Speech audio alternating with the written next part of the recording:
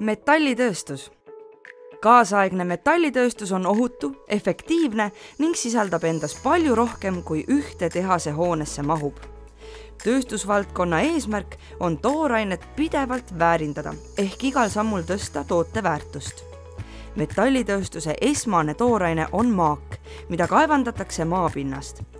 Kuumutamise ja erinevate keemiliste protsesside käigus puhastatakse maak ja muudetakse see tahkeks metalliks, mida on võimalik edasistes protsessides ümber vormida ja valmis lõpptoodeteks muuta.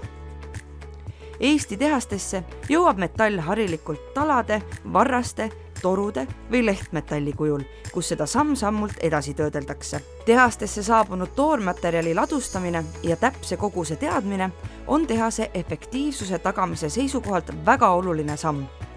Kaasaegsemates tehastes võib see protsess olla täielikult automatiseeritud ning materjalide ladustamise ja sealt välja jagamisega võivad tegeleda täielikult robotid. Metalli töötlemine algab tüüpiliselt materjali lõikamisest. Lehtmetalli lõigatakse laserlõikuspinkidega, profiilmaterjale lintsae ja muude tööriistadega. Standardsed augud lüüakse sisse eraldi tööriistadega ehk stantsitakse.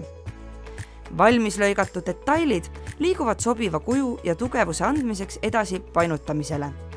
Painutamist viiakse läbi painutuspinkidel, mis tagavad täpse ja ühtlase painutuse igale detailile. Mitme detaili tugevaks omavaheliseks ühenduseks kasutatakse sageli keevitamist. Lihtsustatult sulatatakse keevitades metallpinnad omavahel kokku.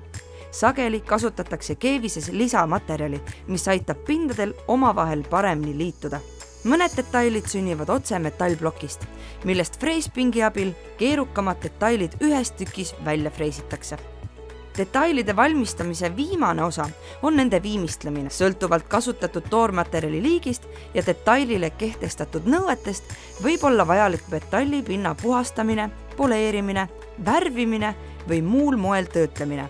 Pinna töötlemine tagab metalli parema vastupidavuse korrosioonile ja muudele keskkonnast tingitud kahjustustele ning annab neile kaunima välise ilme.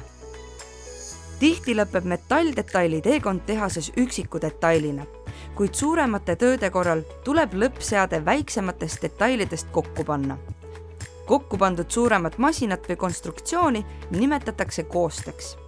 Koostefaasis saavad tihti kokku lehtmetall, treitud ja freesitud detailid ning muud standardsed komponendid. Tihti paigutatakse koostefaasis seadmetesse ka elektroonilised trükkplaadid ja kaablid. Kokku pandud seadmed läbivad enne tehasest väljumist põhjaliku kontrolli, et tagada seadmete töökindlus ka väljaspool tehast. Tänapäevases muutuvas maailmas on tehaste töös üha olulisem jälgida vastavust erinevatele standarditele. Klientidele on üha olulisem, et tehas ei saastaks üleliigselt keskkonda ja et töötajatel oleks oma tööd turvaline teha. Eestis pakub metallitööstust tööd üle 50 000 inimesele, luues väärtust koduturule ja müües oma toodangut ka välismaale. Tulevikukindlate ja vastupidavate masinate loomine on eelduseks kestlikule tootmisele tulevikus. See eeldab innovaatilist ja läbimõeldud lähenemist nii metallitööstuselt kui tarbijatelt järgmiste kümnendite jooksul.